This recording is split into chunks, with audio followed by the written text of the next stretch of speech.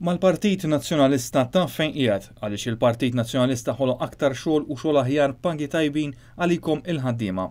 Dan qalu l-Prim Ministru kap tal-Partit Nazzjonalista Lorenz Gonzi waqt l-indirizza laqgħa ta' Djalogu fil-Mellieha. Aħna partit li maħna qed naħbu xejn mill-poplu tagħna, qed ngħidulu kif nemnu li nistgħu nkabru l-ekonomija, fejn nemnu li għandna ninvestu fluskom, f'liema oqsma nikkunsidraw ta' priorità.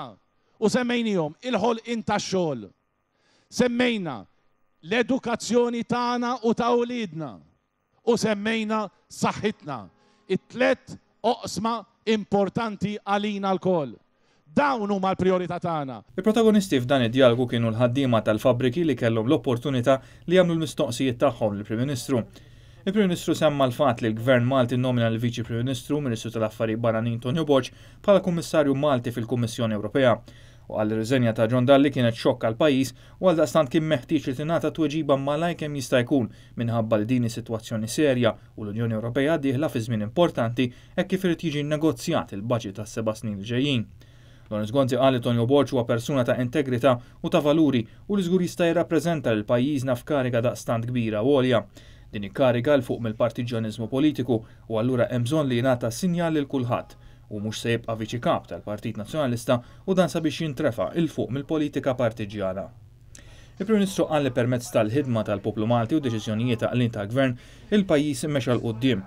Inħolqu 20,000 post ta' xogħol ġdid u kienu salvati 5,000 post ta' xogħol fl-eqel tal-kriżi internazzjonali. Dan ma ġarax f'kombinazzjoni tenna Lorenz Gonzi. Ftakru minn xi għaddejna f'dal-4 snin.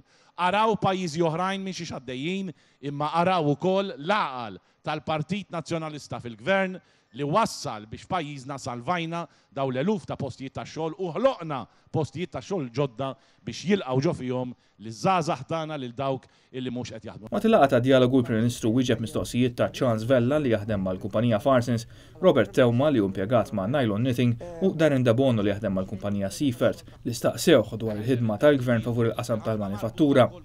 Lorenz Gonzi qal li grazzi għal deċiżjonijiet għaqlien tal-Gvern, is-settur tal-manifattura għandu futur sabiħ.